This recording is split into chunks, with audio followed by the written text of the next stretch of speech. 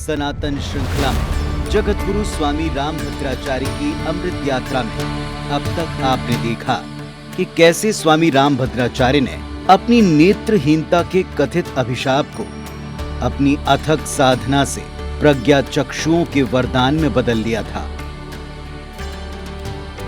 उत्तर प्रदेश के शांडी खुर्द जौनपुर में 14 जनवरी 1950 को एक ब्राह्मण परिवार में जन्मे गिरिधर ने 5 वर्ष की उम्र में गीता और 7 वर्ष की उम्र में रामायण को कंठस्थ कर अपनी अद्भुत क्षमताओं का जो लोहा मनवाना शुरू किया, उसके बाद वो सिलसिला कभी रुका नहीं। पिता ने पढ़ाई के लिए पैसे देने से इनकार किया तो कथाकर पढ़ने के पैसे जुटाए। न सिर्फ संस्कृत विश्वविद्यालय में एडमिशन लिया, बल्कि अपनी योग्यता के बूते सभी गुरुओं को मंत्रमुग्ध कर दिया। नेत्रहीनता में कष्टों की पराकाष्ठा झेली, लेकिन फिर भी कल के गिरिधर और आज के जगतगुरु स्वामी रामभद्राचार्य ने अपने शैक्षणिक जीवन में साबित कर दिया कि संघर्षों के रास्ते ही उत्कर्ष की ओर ले जाते हैं।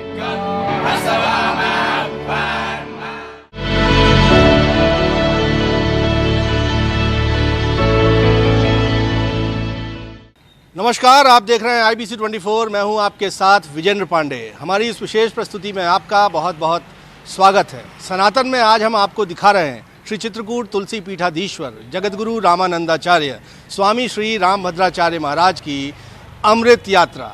तब के डॉक्टर गिरधर लाल मिश्र अपने शैक्षणिक जीवन में अपनी मेधा का लोहा मनवा चुके थे, लेकिन भीतर कुछ अनोखा घट रहा था।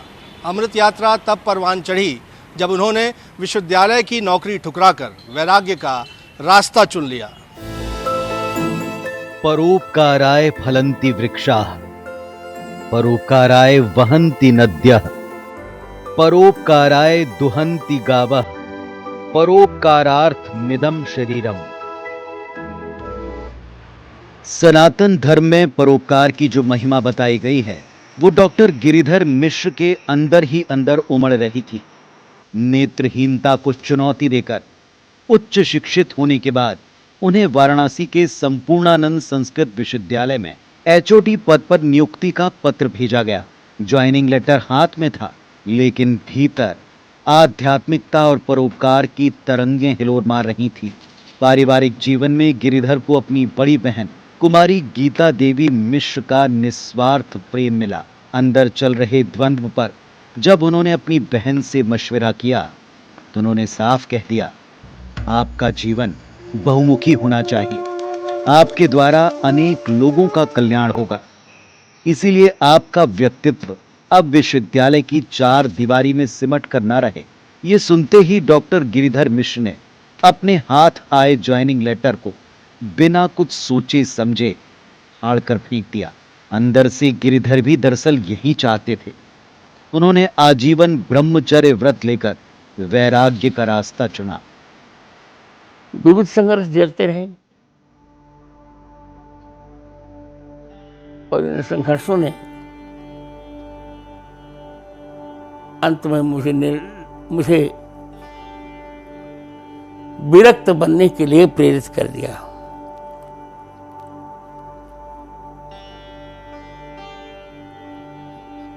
और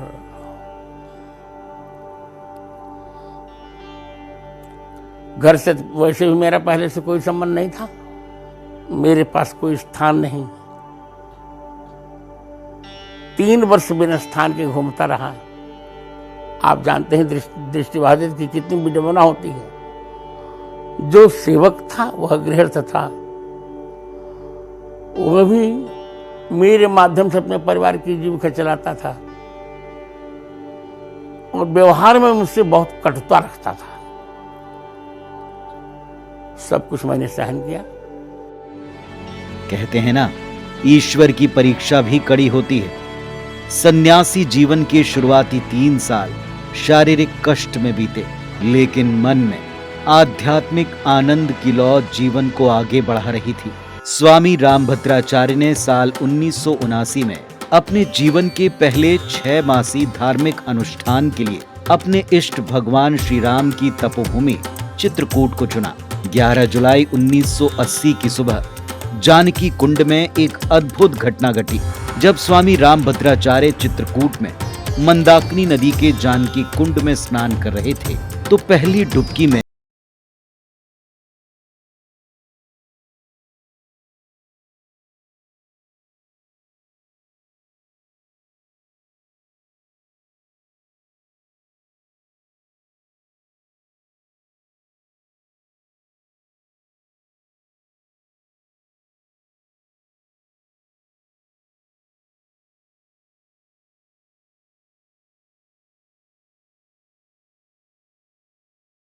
बताते हैं। 11 जुलाई 1979, काशी नहीं, मैं अकेले गया मंदाकिनी स्नान करने।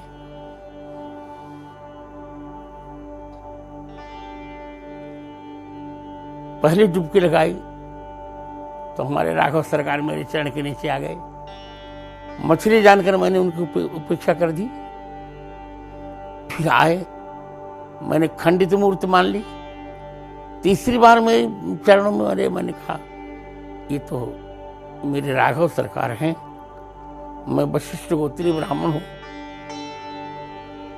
और शरीर भी असमर्थ है, तो इनका संकेत है कि आपकी सेवा मैं करूंगा, विद्यार्थी धीरे धीरे आते रहेंगे। तब से राघव जी मेरे साथ हैं। चित्रकूट ने ही आपको चुन लिया? मैंने स्वयं ने चित्रकूट को इसलिए चुना कि जाकर विपदा परत है सो आवते ही देश। पहली बार श्री राम कथा के लिए किसी चित्रकूट की जानकी को सदगुरु सेवा संघ में मुझे बुलाया गया। 2 बार मैंने यहाँ श्री राम कथा कही और यही मैंने अपना, इसी स्थान को अपना मैंने कार्य क्षेत्र चुना। स्वामी रामभद्राचार्य ने गोस्वामी तुलसीदास जी के नाम पर चित्रकूट में साल 1987 को तुलसी जयंती के दिन तुलसी पीठ की स्थापना की। आश्रम में राघव सेवा के साथ साथ धार्मिक साहित्य का सृजन होने लगा।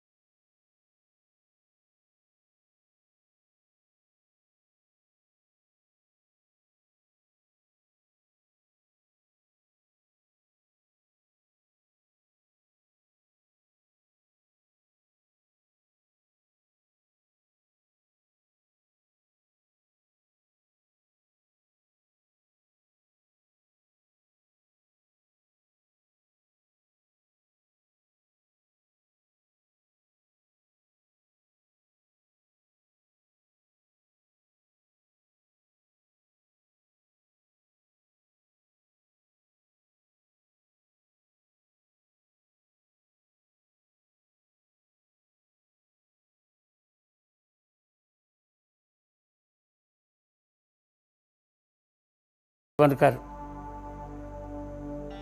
हरिद्वार में भी मैंने एक आश्रम बनाया।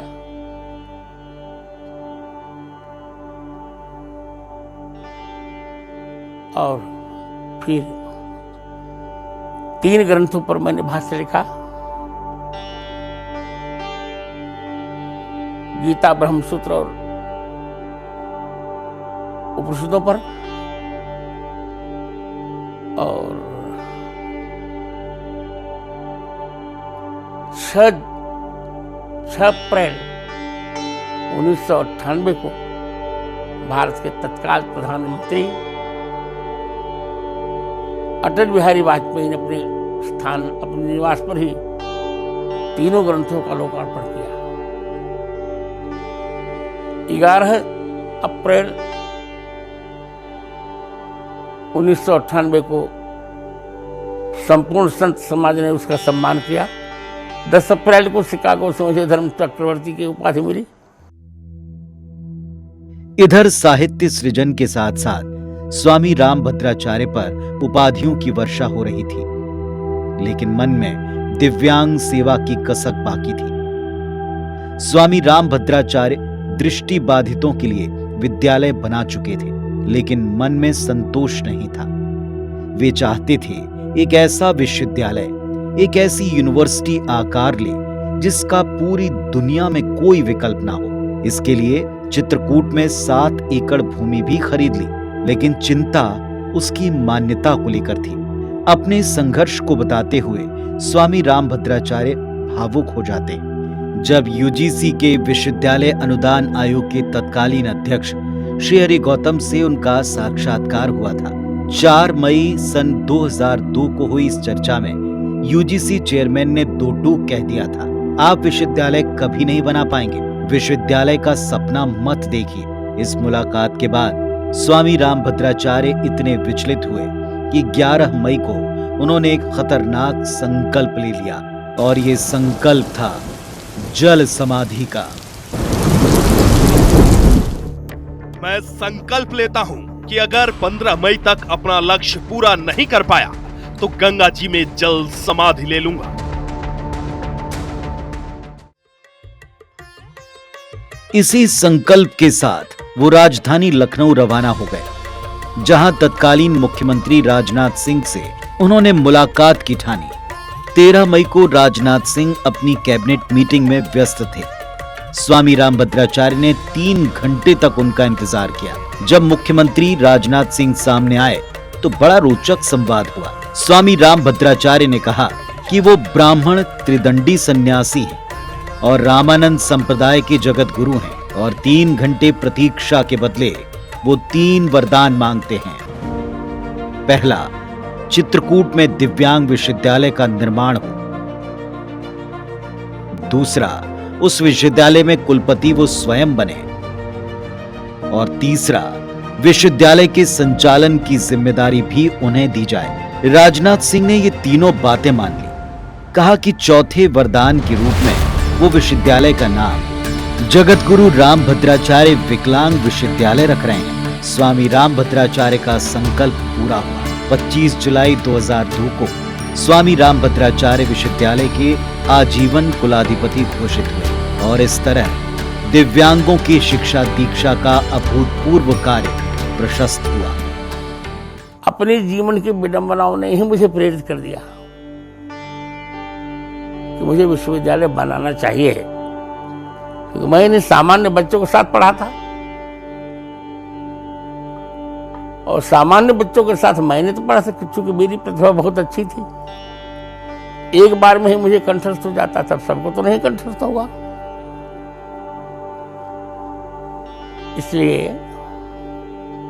मैंने कहा चलो अब मैं विश्वविद्यालय बनाता हूँ।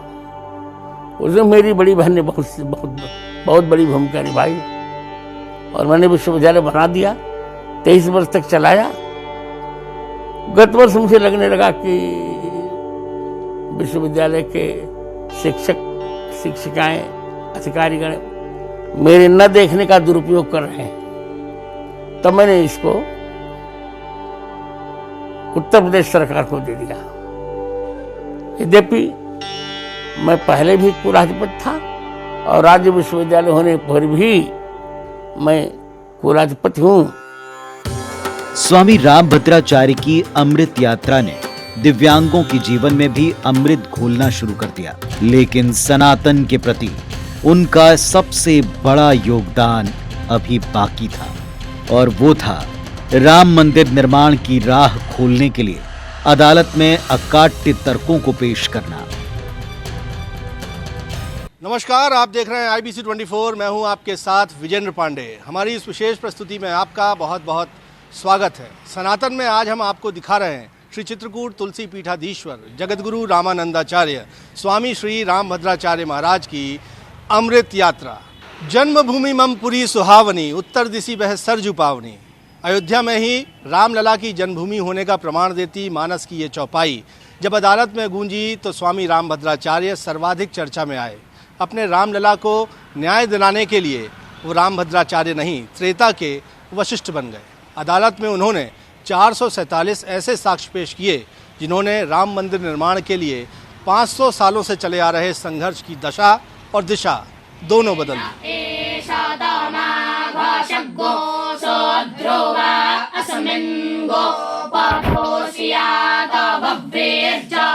देश ही नहीं पूरी दुनिया के जाने माने धर्माचार्य जगत गुरु रामानंदाचार्य स्वामी श्री रामभद्राचार्य की यात्रा बड़ी अनोखी है। रामलला यानी प्रभु श्री राम के बाल रूप उनके आराध्य हैं। भौतिक नेत्र ना होने पर भी रोज सुबह नियम से होने वाली उनकी राघव पूजा बड़ी अद्भुत होती है।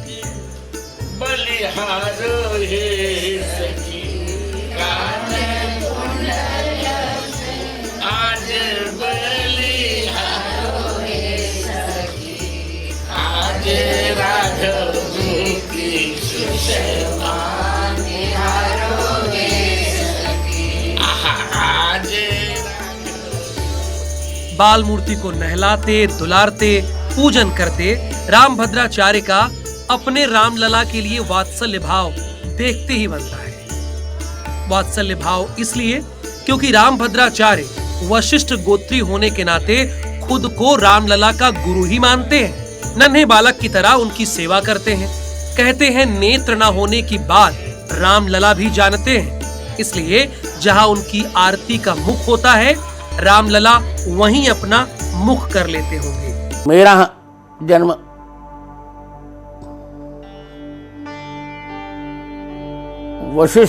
वशिष्ठ गोत्रीय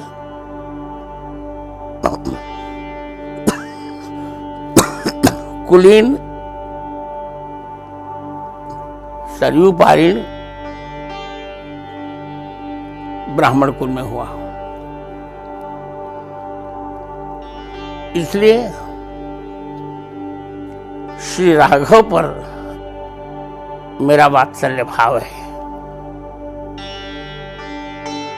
आज भी मैं उनको अपने बिस्तर पर ही सुलाता हूं और रात में 2-4 बार देखता रहता हूं कि उनकी चादर इधर उधर तो नहीं हुई। मैं मानता हूं कि दृष्टि निरपेक्ष होने के कारण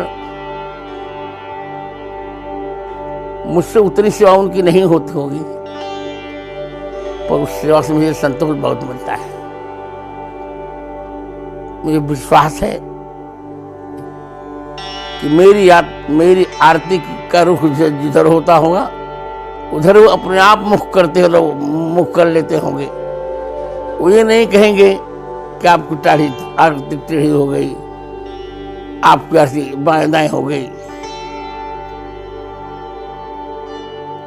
5 भावों में वात्सल्य भाव एक भाव है और वह मुझे स्वयं जन्मांश सिद्ध है।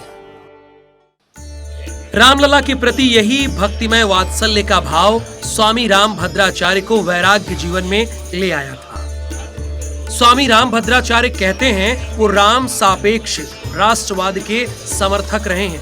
इसी देश में जब रामलला अपनी जन्मभूमि छोड़ टेंट में विराजने को मजबूर थे तो रामभद्राचार्य के भीतर भी विद्रोह उबल रहा था। वो नेत्रहीनता के बावजूद राम जन्मभूमि आंदोलन में शामिल हुए, घायल हुए और अदालत में ऐसे तर्क पेश किए जिन्होंने अदालती फैसले की दशा और दिशा दोनों तय कर दी। अनुभूति ये थी कि मैं इस समय का गिरिधर शास्त्री नहीं हूं और न मैं रामभद्राचार्य हूं, मैं त्रेता का वशिष्ठ हूं। इसलिए मैंने 441 साक्ष्य दिए थे। खुदाई करने पर भी 437 साक्ष्य सत्य निकले थे। 4 साक्ष्य थोड़े थोड़े मलिन थे, पर वो भी थे हमारे पक्ष में। जन्मभूमि से मेरा बहुत लगाव और 1984 से हम लोग जुड़े इस सम्मेलन से, इस अधिवेशन से, इस आंदोलन से। सब कुछ सहा। 8 दिन तक सतना जेल में रहे, पुलिस के डंडे सहे, दाहिनी कलाई टूटी, ये और अंत में 2003 की 11 जुलाई से 19 जुलाई तक मैंने लखनऊ खंडपीठ में अपना साक्ष्य प्रस्तुत किया था। तुलसी दोहा शतक के आधार पर मैंने बताया था कोर्ट को कि स्वयं तुलसीदास जी कहते हैं कि 6 जून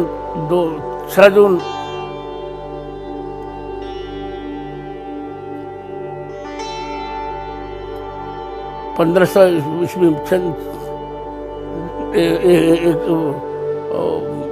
6 जून 1500 में इन्होंने तोड़ा था। बाबर के सैनिकों ने राम जन्म मंदिर तोरी मस्जिद बनाए, बहु हिंदू जमन नहती तुलसी की निहा है।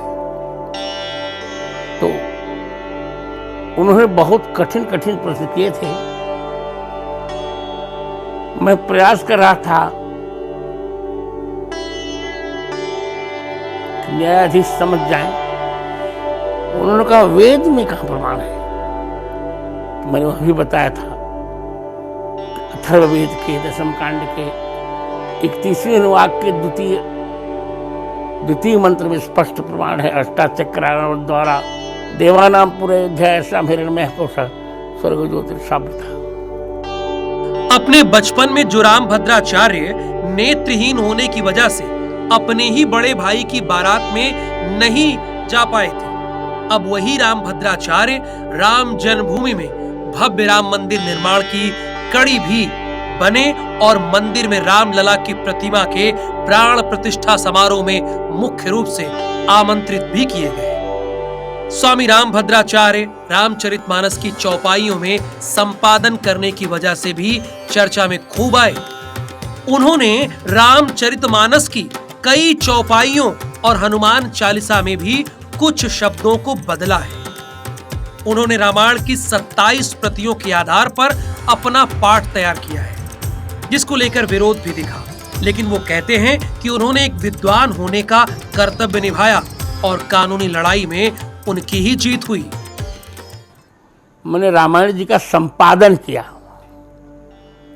प्रत्येक विद्वान का कर्तव्य हो जाता है, यदि वो पढ़ा लिखा हो तो संपादन करता है। संपादन और संशोधन में अंतर होता है, पर यहाँ के साधु समाज और लोगों ने मेरे संपादन को संशोधन समझा और मुझ पर मुकदमा चलाया। और संयोग से लखनऊ खंडपीठ ने, हाई कोर्ट लखनऊ खंडपीठ ने वो मुकदमा मेरे पक्ष में दे दिया। मेरी ही जीत हुई, मैंने कोई पैरवी नहीं की थी। इन पर 20,000 रुपए का राजदंड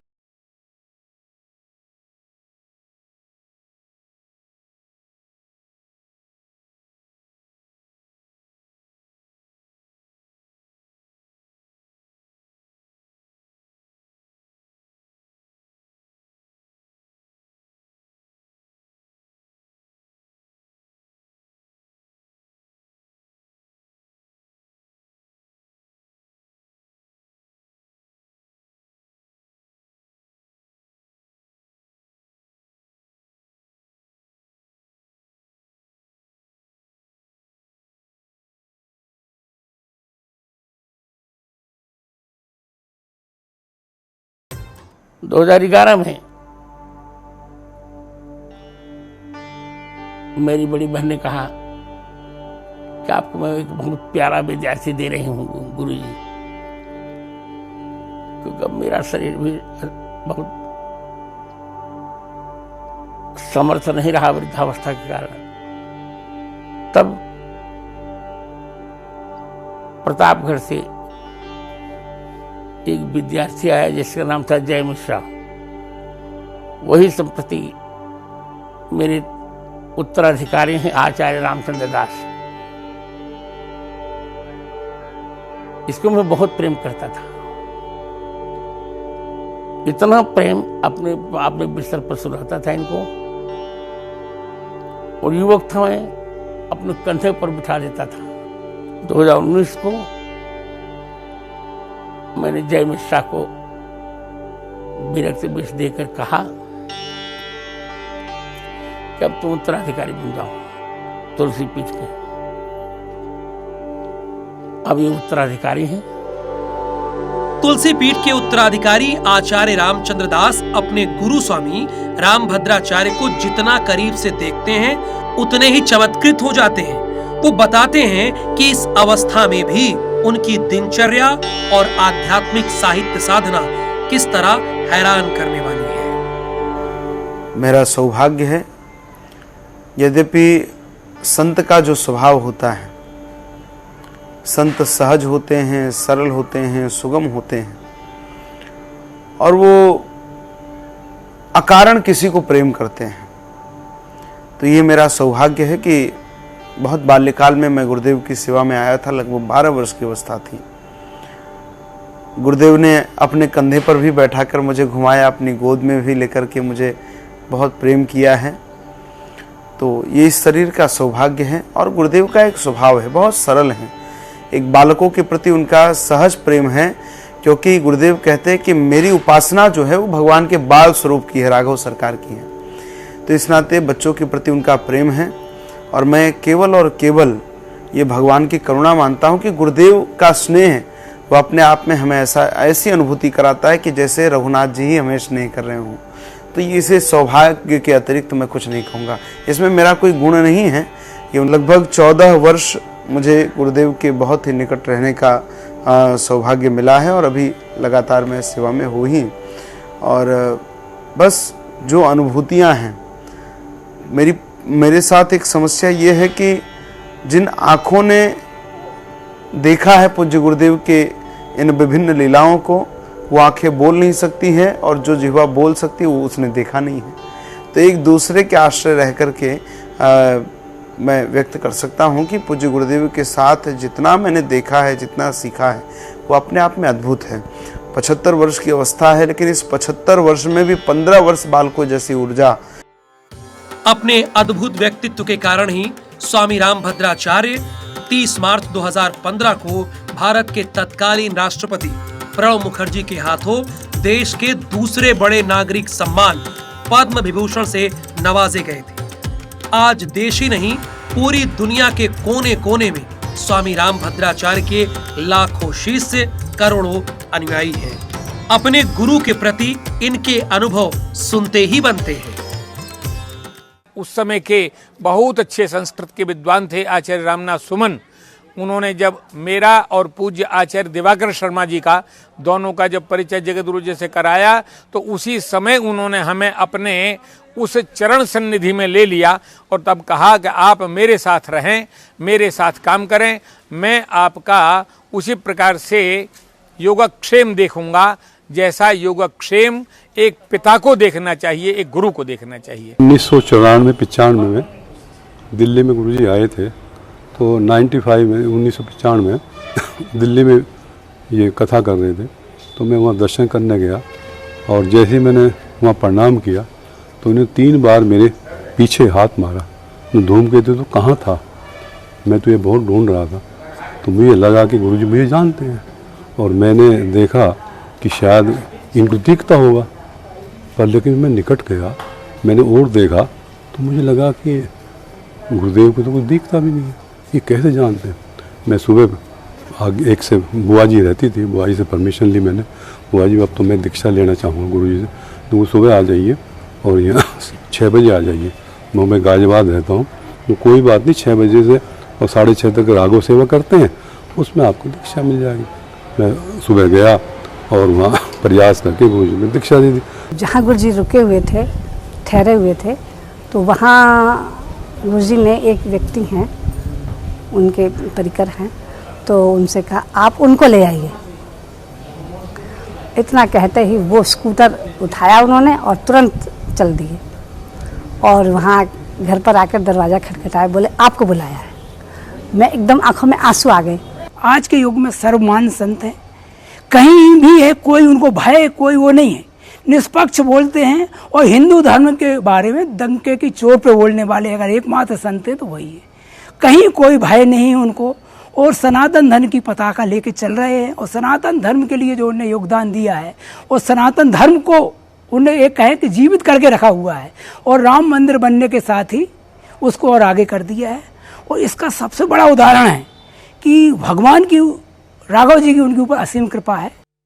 प्रतिकूल से प्रतिकूल हालातों में भी अपने सत्य संकल्प और अथक साधना से माथे पर लिखी दुर्भाग्य की रेखा को मिटाकर सौभाग्य का सृजन किया जा सकता है। इसका सबसे जीवंत उदाहरण स्वामी रामभद्राचार्य को माना जाता है।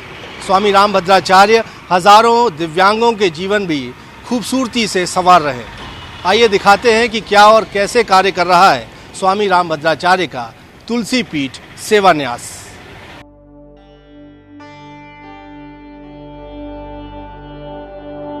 भारत में दिव्यांगों की आबादी करीब 9 करोड़ है। इनमें से करीब 5% दिव्यांग ही औपचारिक स्कूली और कॉलेज शिक्षा हासिल कर पाते हैं। स्वामी रामभद्राचार्य जो खुद नेत्रहीनता की पीड़ा भोगते हुए आगे बढ़े, उन्होंने दिव्यांगों की सेवा को ही अपना मिशन बना लिया। वो खुद कहते हैं, मानवता ही मेरा मंदिर है, मैं हूं इसका एक पुजारी। दिव्यांग माहेश्वर मेरे, मैं हूं उनका कृपा भिखारी। उनके ट्रस्ट तुलसी पीठ सेवा न्यास में दिव्यांगों की स्कूली शिक्षा के लिए तुलसी प्रज्ञाचक्षु विद्यालय और उच्च शिक्षा के लिए स्वामी रामभद्राचार्य दिव्यांग विश्वविद्यालय की स्थापना की, जो बड़ी कुशलता से संचालित हो रहा है। बड़ी बात यह है कि यहाँ दाखिले के लिए किसी से कोई भी राशि नहीं ली जाती। निःशुल्क शिक्षा के साथ साथ भोजन और रहने की व्यवस्था भी मिलती है। खुद स्वामी रामभद्राचार्य भी अपने विद्यालय और विश्वविद्यालय के छात्रों से लगातार मिलते रहते हैं और ऐसा प्रेम देते हैं ताकि यहाँ बच्चों को अपने घरों से दूर होने का जरा भी एहसास न होने पाए। यहाँ पढ़ने और पढ़ाने वाले सभी दिव्यांगों के जीवन संघर्ष की अपनी अपनी कहानी है, लेकिन आज वो खुद यहाँ पाकर धन्य मानते हैं। प्रेम करते हैं। दो लोगों को बोले, 4 लोगों को तो 20 लोग आ गए। खुशी मिलती है, खुशी में। पिताजी मम्मी जी यहाँ छोड़ गए, गुरु जी मंजन, हाँ, भोजन, तेल साबुन और गुरु जी से पढ़ने के लिए, हाँ, पंखा, हाँ, हाँ, लेटरिन बाथरूम, कपड़ा और कैमरा, लाइट अच्छी और पढ़ाई टीचर पढ़ाते हैं, अच्छे पढ़ाते हैं। कि यहाँ वो अच्छा है। क्या बनना है आगे तो? हमें आगे पढ़ लिख के कलेक्टर बनना है। मेरा नाम मुकेश, मैं कक्षा 8वीं का छात्र श्री तुलसी प्रज्ञा चक्षु एवं उच्चतर माध्यमिक विद्यालय का छात्र हूँ। यह गुरु जी के विद्यालय में यह महसूस हुआ, जो भी गुरु जी के कृपा के, गुरु जी के छत्र छाया के द्वारा पढ़ लिख कर हम भी यही सफलता प्राप्त करना चाहते हैं कि आगे जाकर कोई हमें बड़ा सा बड़ा पद मिले, गुरु जी की छत्र छाया रहे। कि गुरु जी के द्वारा चलाए गए विद्यालय में हम लोग विद्याध्ययन कर रहे हैं और इसमें हम सब लोग विद्याध्ययन करते समय हमारा तो यही सपना है कि आगे चल के अच्छे उस पर जाएं, पद पर जाएं, और मेरा सपना है कि आर्थिक से मैं शिक्षक ही बनना चाहता हूं। अच्छा गुरु जी का आशीर्वाद रहता है और हमको आगे बढ़ने का सोचते हैं, गुरु जी आगे बढ़ाने का हम लोग को प्रयास करते हैं। तुलसी प्रज्ञाचक्षु विद्यालय की प्रिंसिपल निर्मला वैष्णव खुद नेत्रहीन है, लेकिन विद्यालय में कहां किस बच्चे पर ध्यान देने की जरूरत है उनसे कुछ नहीं छिपता। वो और उनके एकेडमिक स्टाफ का लक्ष्य बस यही है कि दिव्यांग बच्चों को आम बच्चों की तरह समाज में मजबूती से अपने पैरों पर खड़ा किया जा सके। देश यही देना चाहिए कि इतना एक गुरुजी मानते हैं कि दिव्यांग मेरे महेश्वर है, वो महेश्वर की सेवा मैं करने तैयार हूँ। मैं मेरा सांस चले तब तक मैं ये सेवा करने तत्पर हूँ और करते भी है। दिव्यांगजनों को हार नहीं माननी चाहिए, ये सोचना चाहिए कि भाई गुरुजी इतना महान कार्य कर रहे हैं, हमारे लिए कर रहे हैं और उतने गुरुजी जितने आगे बढ़े हैं तो कम से कम मैं इनका अमुक अंश भाग में भी हम तैयार हो जाए, ये इसमें इनको उत्साह लाके पर शिक्षा आध्यात्मिकता के अलावा मेन गुरुदेव का ये ध्येय है, उद्देश्य है कि इन बच्चों को अपने पैरों पर खड़े होने का इतना बना दिया जाए कि वो किसी के ऊपर निर्भर न रह सकें। अभी उनके माता पिता पाल रहे हैं और ये इतने अपने पैरों पर तैयार हो करके अपने माता पिता को भी पालने के लिए सक्षम बनाने के लिए गुरुजी ने यहाँ पर हर प्रकार के विषय चलाए हैं। समाज की मुख्य धारा से इन बच्चों को जोड़ना गुरुदेव भगवान की प्रकल्प का यही मेन संदेश है कि समाज में उपेक्षित भाव से लोग इनको देखा जाता था। आज गुरुजी की वजह से हम लोग एक समान व्यक्ति की तरह समाज में जीवन जीने का एक जो प्रकल्प होता है उसको गुरुदेव भगवान हमारे पूरा कर रहे हैं।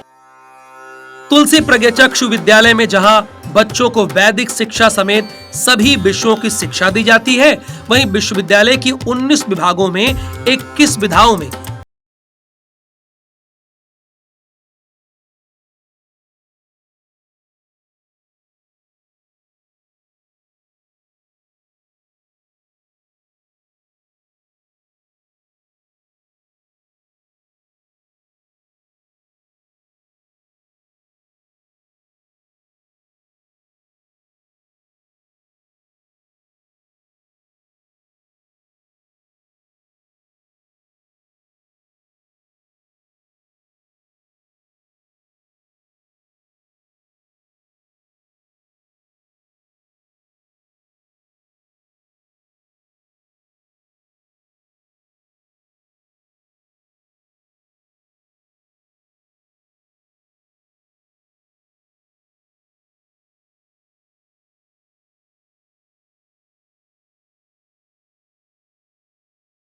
गुरुदेव को दिव्यांगों से कभी उचाट नहीं हुआ, अपनी सेवा से कभी उचाट नहीं हुआ। क्यों?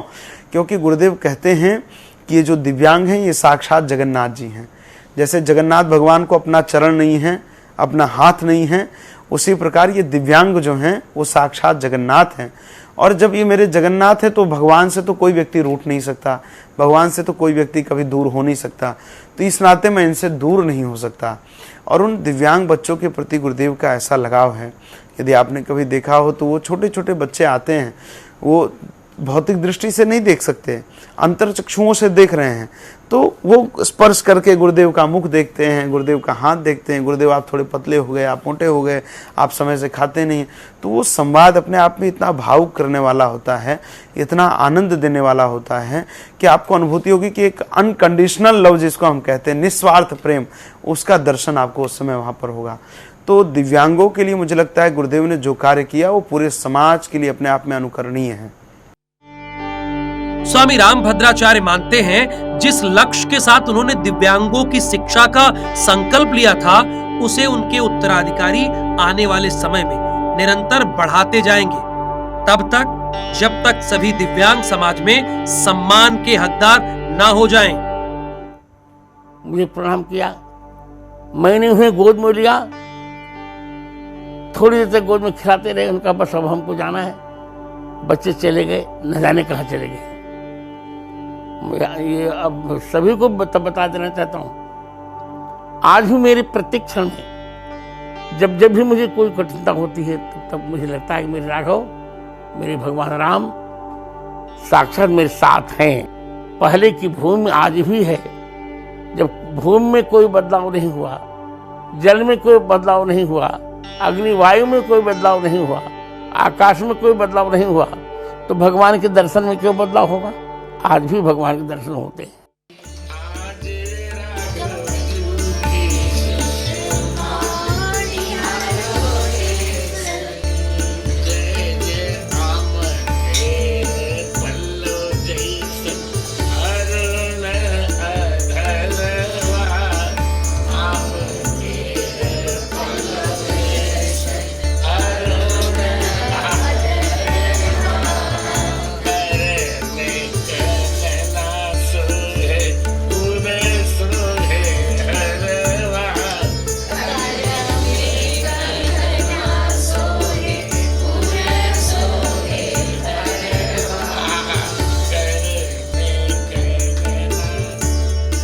सांसारिक दुखों को हंसते हंसते शिरोधार्य करते हुए स्वामी रामभद्राचार्य ने गीता और रामायण को ही अपनी आंखें बना लिया और अपने अलौकिक नेत्रों से वो भौतिक नेत्रवान लोगों को जीवन और आध्यात्म की राह दिखाते हैं। स्वामी रामभद्राचार्य निरर्थक भाग्यवाद का सहारा नहीं लेते। वो मानते हैं कि मानव का सत्य संकल्प परमेश्वर को भी अपने पास बुला सकता है।